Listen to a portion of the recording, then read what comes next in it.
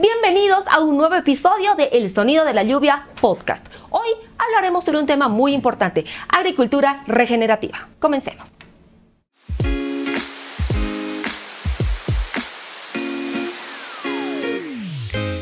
Bienvenidos al Sonido de la Lluvia, un podcast de Piensa Verde, donde la naturaleza nos habla y cada gota de agua nos cuenta una historia.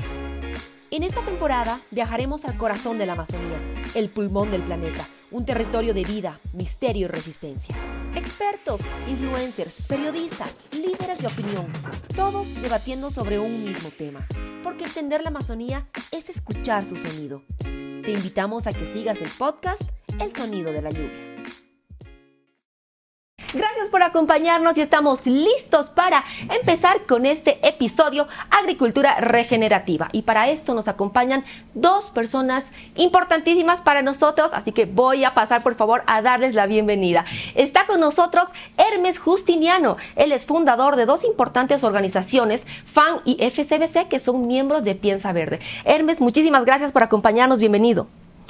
Gracias a ustedes. Para mí un gran honor estar aquí en esta sesión en la cual trataremos de difundir todo lo que hemos estado haciendo y aprendiendo en el proyecto PRIAS. Y voy a hablar con mucho gusto de todas estas cosas. Perfecto, ya vamos a saber ustedes qué es el proyecto PRIAS.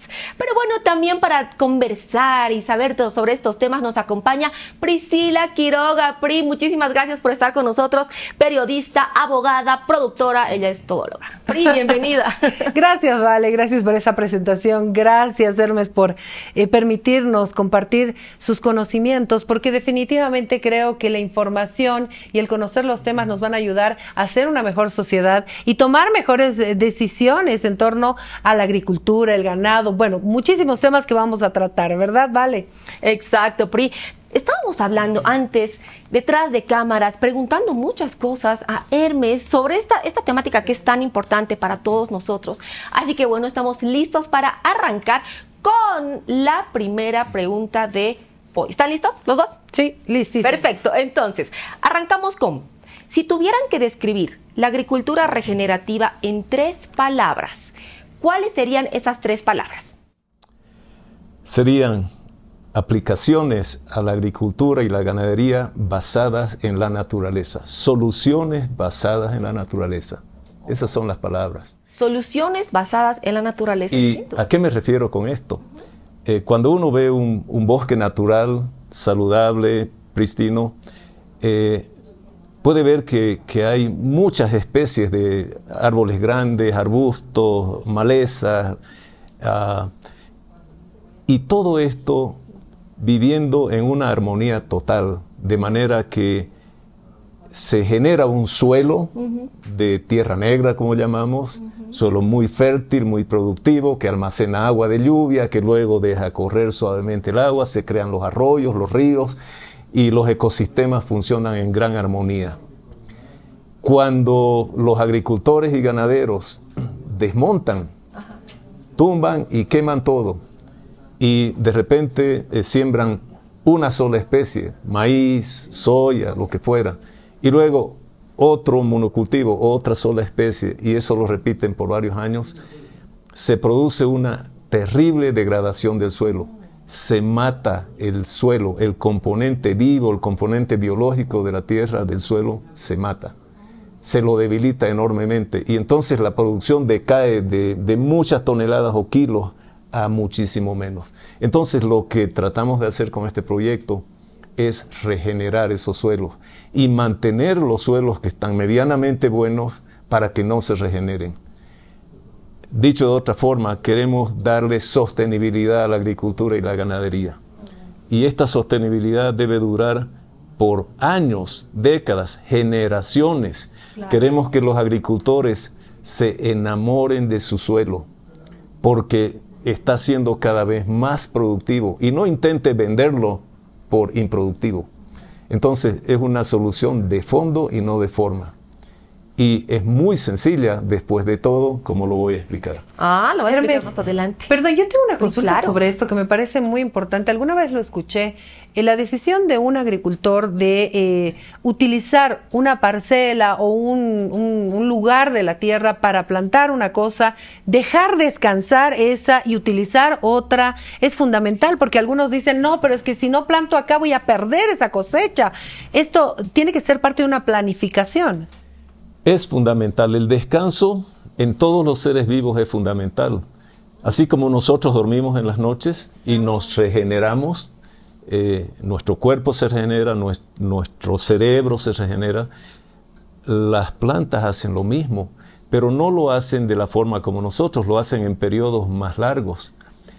Hay ciertas tradiciones o leyes en algunas filosofías y religiones como en la religión judía, que dictan que cada 7 años se debe dejar el cultivo sin cultivar 1 año de descanso, con la promesa de que el próximo año va a generar el doble en las cosechas, el doble de rendimiento.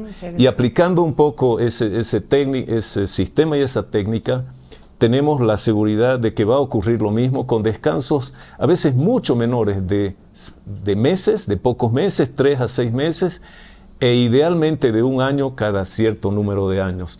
Y esa es la manera ideal de tratar con los problemas que la naturaleza, que los suelos productivos, ya no parte de los ecosistemas naturales, ecosistemas humanos, traen en el manejo.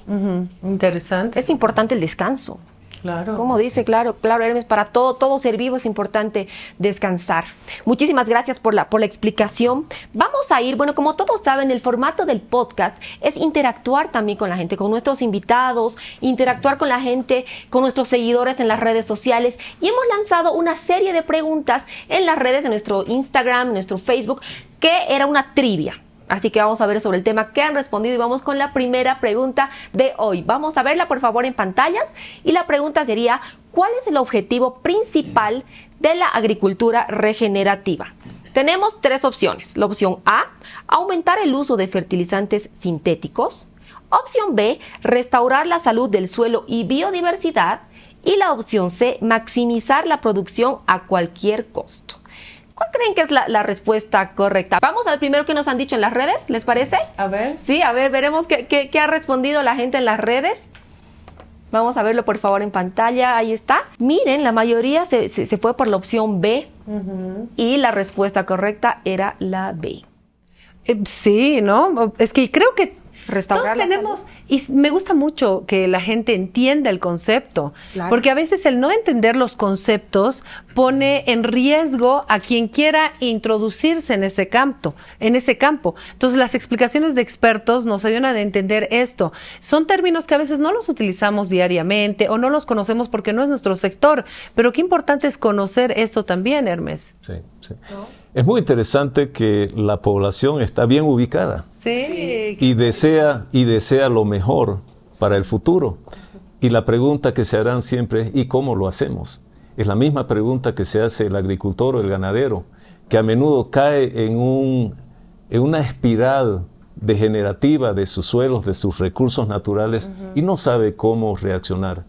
Un ejemplo muy claro es que, y una de las razones por qué creamos este proyecto PRIAS, es que en el oriente boliviano, en Santa Cruz, en las tierras más productivas agrícolas, han venido teniendo una crisis de productividad, donde comparados con Argentina y Brasil, que producen, por ejemplo, 3,5, 4 toneladas de soya en una campaña, en nuestras tierras apenas llegamos a 2, si llegamos. Y la pregunta es ¿por qué? Eso. Y la respuesta es simplemente porque en esos países ya van llevando varios años, a veces décadas, de prácticas regenerativas. Esas prácticas son soluciones ya bien conocidas que tienen que ser aplicadas a los suelos para que retomen su capacidad, para que retornen, por ejemplo, con la capacidad de recibir la lluvia y hacerla infiltrarse en el suelo. Porque ¿cuáles son los problemas? Y si me permiten, los nombro rápidamente. Claro, no hay problema. Los problemas reales de la agricultura son, en primer lugar, la compactación de los suelos. El uso muy frecuente de arados y rastras destruye la estructura del suelo. Y el suelo, mirándolo microscópicamente, es como un edificio lleno de pequeños apartamentos donde viven hongos, bacterias, lombrices de tierras, nemátodos y varios otros organismos muy pequeños, a veces microscópicos, muchos de ellos, a veces visibles a primera vista, como las lombrices de tierra o los escarabajos que hacen sus túneles ahí. Entonces, esa estructura que permite que el suelo tenga una cierta aireación y que cuando llueve el agua penetre y tenga un valor. Entonces, si uno se pregunta, ¿y cuánto sería el valor de una lluvia de 50 milímetros, una buena lluvia? Bueno, depende del suelo. Claro. Si el suelo está bien tratado y bien preparado, esa agua va a penetrar, se va a infiltrar y va a durar ahí muchos días y semanas y va a aguantar cierto periodo de sequía sin que le haga falta más agua a la planta. Así va a aguantar la planta de un periodo de una lluvia, periodo seco, otra lluvia. No va a haber carencia de agua. Y qué interesante eso, porque a veces se ve en la parte superior que está todo seco, pero cuando tiene una buena humedad interna, con lo que nos está explicando, puede resistir. Sí, y cuando el suelo no está preparado, cuando está compactado, en primer lugar, el agua no penetra, se escurre. En segundo lugar, se puede encharcar también grandes lagunas de encharcamiento. Uno a veces va por las áreas de cultivo y ve estos tremendos campos inundados, como mares de agua. Y al lado un campo que no está. ¿Y qué pasa? ¿Por qué aquí inundado y aquí no? Porque allá hubo un buen manejo del suelo y el agua se infiltró. Entonces, esa es una gran diferencia. Entonces, la otra gran diferencia de todo esto es que se hace en los sistemas decrépitos que ya no se deben hacer, se siembran siempre monocultivos. Solo soya, solo maíz, y van rotando monocultivos, monocultivos, monocultivos. Pero resulta que el suelo, ese microecosistema del suelo, se alimenta de las raíces de las plantas y de las secreciones, o se llaman exudados, que ciertas plantas chupan de la atmósfera nitrógeno, carbono, y alimentan a los microorganismos. Entonces, en el suelo hay una serie de mercados y supermercados. Eso es interesante, porque hay todo tipo de vida también allá abajo. Las plantas que chupan carbono, que chupan nitrógeno, hacen disponibles estos elementos a unas centrales ahí de intercambio, ¿ya? Micorrizas, así se llaman. Y los hongos, los pequeños hongos que son invisibles muchas veces y también a veces visibles, colores blancos, así, ellos tienen esta facultad de penetrar donde las raíces más delgadas de las plantas ya no pueden. Pero ellos hacen extensiones de esas raíces y llegan a lugares donde hay muchos minerales que están ahí prisioneros, químicamente apretados, digamos así. Y entonces ellos los disuelven con sus salivas, llamémosle así, los hacen disponibles y los llevan a estas centrales de intercambio con las plantas. Reciben esta especie de jugo de combustible para sobrevivir y hacer sus tejidos y devuelven minerales. Y lo mismo hacen las bacterias. Entonces, todo eso que se logra con una diversidad de plantas no se ha hecho. Entonces se va empobreciendo el suelo. Es como que a usted la pongan a pleno sol, sin sombra, y la sombra es otro de los temas que hay que cuidar, siempre sombra, y le den solamente espagueti. ¿Cuánto va a vivir solo con espagueti? Muy poco tiempo. Con espagueti sin sombra. Entonces, y sin sombra. Entonces, lo más probable es que se muera pronto. Entonces, cuando se cuida la sombra y cuando se le da una diversidad de alimentos a los microorganismos del suelo y a las propias raíces de las plantas, entonces sobreviene la regeneración. y cuando además se acopla a un descanso razonable de varios días, de varias semanas o de varios meses o hasta un año, depende de la situación y del tipo de manejo, de lo que requiera el suelo degradado, entonces se empieza a reconstruir, a regenerar. Por eso se llama agricultura regenerativa. ¿Y Bolivia cómo está en esto? Estamos empezando. Empezamos el proyecto PRIAS porque sabíamos de este gran clamor de agricultores y ganaderos que decían: nuestros suelos están ya muy degradados, los vamos a vender a alguien que no entiende mucho del tema o que no le exige mucho y vamos a desmontar más. Claro. Y entonces más desmonte, más desmonte. Ustedes sabrán que en los últimos años se han desmontado 500.000 hectáreas. Ni se puede imaginar uno la cantidad enorme que es eso, 500.000 de hectáreas. Es mucho, mucho. Y mientras tanto se van abandonando o dejando como pasturas de poca productividad las tierras antiguas. Entonces, queremos evitar también eso, cuidar el medio ambiente, cuidar la funcionalidad de los ecosistemas y especialmente un tema que es crítico. ¿Qué hacemos sin agua? Sin bosques no hay agua, no se retiene el agua, se corre y se va llevando los nutrientes a los arroyos y los ríos. Entonces necesitamos que queden áreas boscosas entre los cultivos para que el agua que cae, en primer lugar, para que se condense el agua de lluvia. ¿Cómo se condensa el agua? Los bosques enfrían la atmósfera con la fotosíntesis, achupan el calor del sol y al pasar estas nubes se enfrían y se condensan y llueve. Si no hay bosque, si los campos están pelados, desnudos, la tierra desnuda, el aire caliente no permite que llueva, claro, que se condense el agua. Espero que puedo ser claro con esto.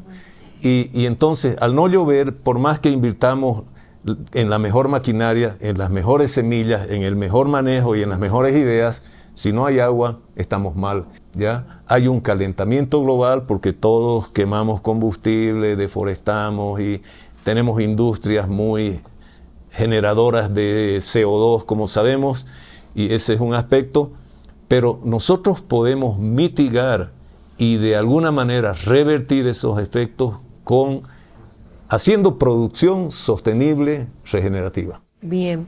Hermes, y antes de irnos a la siguiente pregunta. Bien, añadir microorganismos, mezclas de hongos y bacterias que van a hacer un trabajo adicional de las plantas. Entonces, la idea es, tendremos que invertir algo, sin duda. Hemos pasado 20, 30 años sacándole el jugo a la tierra, no devolviéndole nada, y ya tiene ese suelo derecho a recibir algo. Y entre nutrientes que le estamos proveyendo con ese cultivo, que no lo vamos a perturbar en ese tiempo, y el tiempo necesario de descanso, se va a producir un milagro. Lo que ocurre es un verdadero milagro. Y claro, milagro para el que no lo entiende, y para el que lo entiende es un trabajo bien hecho. Claro, un trabajo bien. Que así debería ser, ¿no? Así debería ser. Sí. Pri. Bueno, vamos. Está tan interesante esta charla que también tenemos que ir a las preguntas de las redes sociales, que son también importantes, y con tanta información, tan rica información, por favor, quisiera poner la siguiente pregunta en pantalla que hemos hecho a las redes sociales.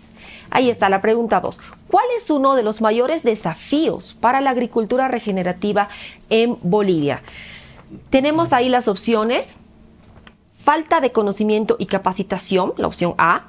La B, exceso de agua disponible, interesante. La C, abundancia de suelo fértil sin degradación.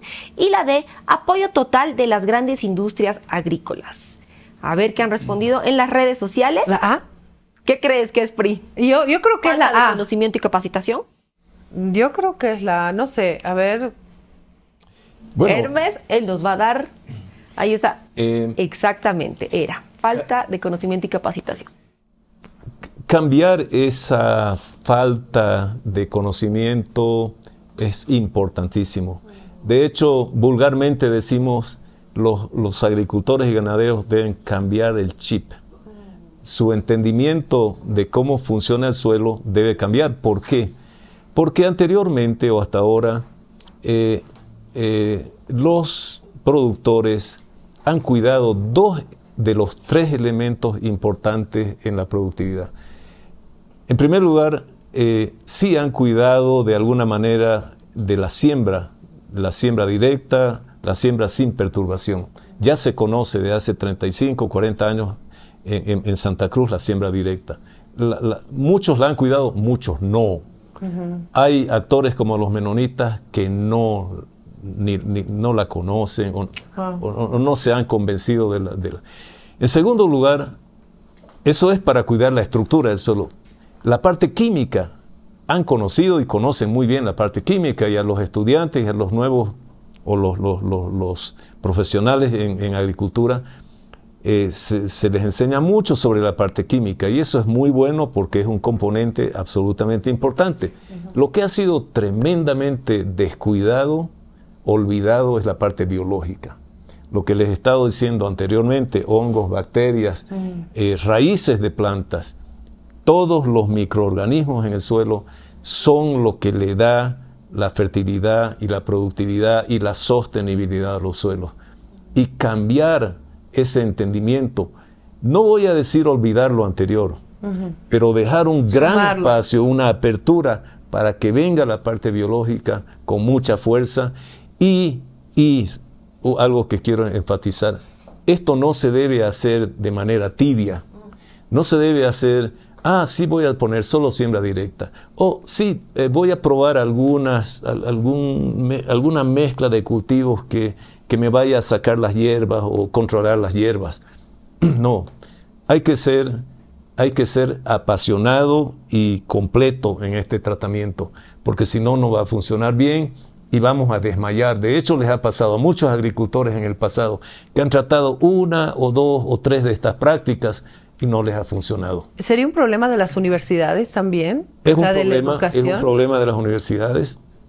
No han actualizado su currícula, no se han fijado en los países vecinos. Muchos de los estudiantes que van a estudiar a Brasil y Argentina vuelven ya con esa nueva visión, pero caen en las redes de la gente que solo practica lo que es químico. Y obviamente dejan de aplicar la parte biológica que aprendieron porque no hubo la extensión agrícola, no hubieron los profesionales que sabían cómo hacerlo bien y que acompañen a los productores. Y ese es uno de las principales necesidades a cubrir, profesionales que actúen como extensionistas agrícolas, gente que va y trabaja con el productor, le dice, a ver cuáles son sus problemas, cómo está, el productor se abre y inmediatamente hay un buen asesoramiento, actualizado, no viejo, que no entiende completamente la problemática, ¿no? Ahora, cuando hablamos de estas soluciones que se plantean, se habla de la tierra en general, porque a veces uno cuando habla de agricultura dice, Santa Cruz, Beni, Pando, sí, o sea, se cierra en eso, ganadería, ¿no? Pero tenemos un occidente que también produce otro tipo de productos que son fundamentales, como la papa, la quinoa. ¿Esto también se debe manejar por este lado del occidente? Sí, estos son unos principios universales. Funciona en el oriente boliviano, funciona en los valles, funciona en el altiplano. Los mismos principios de no perturbar la estructura del suelo, de no estar arando todo, de no hacer monocultivos siempre, de alternar cultivos que pueden ser monocultivos como la quinoa o la soya en Santa Cruz porque son demasiado delicados, pero entre un cultivo de esos que traen mucho dinero y el otro, en la otra estación de lluvia, el tener esta alternancia con mixes regenerativos, con mezclas de semillas regenerativas.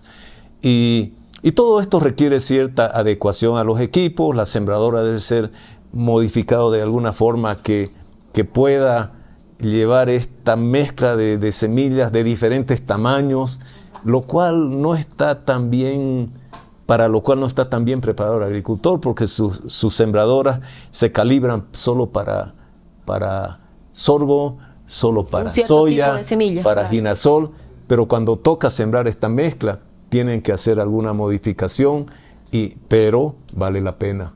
Y vale la pena hacer la inversión de hacer esa modificación. Eso le iba a decir, es una inversión. Mire, la inversión en muy poco tiempo se paga, ¿no? En otros países siempre hay presupuesto para cultivos regenerativos y para implementos útiles y que sean posibles de utilizar en este nuevo esquema. Pero en Bolivia ya hemos empezado y eso es lo importante, Hermes, que estamos empezando y ya tenemos una solución, ¿no? De estos beneficios y demás. Bueno, quiero decirles a los dos que la charla se me ha ido muy rápido, ya estamos terminando. Sí, pero es que el tema es apasionante, ¿no?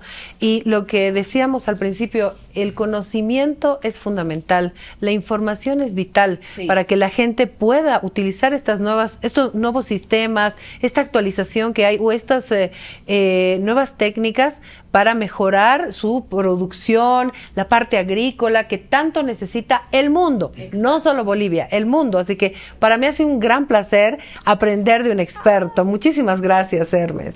Bueno, gracias a ustedes. Ustedes han guiado bien con las preguntas que la audiencia había hecho necesarias, ¿no? Un gran gusto de responder. Yo no soy verdaderamente un experto, soy un generalista que he tenido que aprender de todas estas cosas para entenderlas bien y guiar a los diferentes equipos del proyecto PRIAS. Hemos aprendido mucho, nos ha costado, hemos errado en ciertas cosas, pero el proceso de aprendizaje ha sido muy bueno. Entonces, muchas gracias a ustedes por proveerme de este espacio para difundir este nuevo conocimiento que es muy valioso. Gracias, Hermes. Gracias, PRI, también por estar presente, por acompañarnos. Siempre PRI apoyándonos en todos los proyectos de Piensa Verde. Y, por supuesto, agradecer también a Laboratorios Vago. Gracias a Vago, este podcast está saliendo al aire. Y también a los socios de la plataforma ambiental Piensa Verde. Gracias a todos ustedes. Y bueno, gracias. Nos vemos en el próximo episodio. Así que ha sido un gusto. Gracias, Vale. Muchas gracias. Chao, hasta el próximo episodio.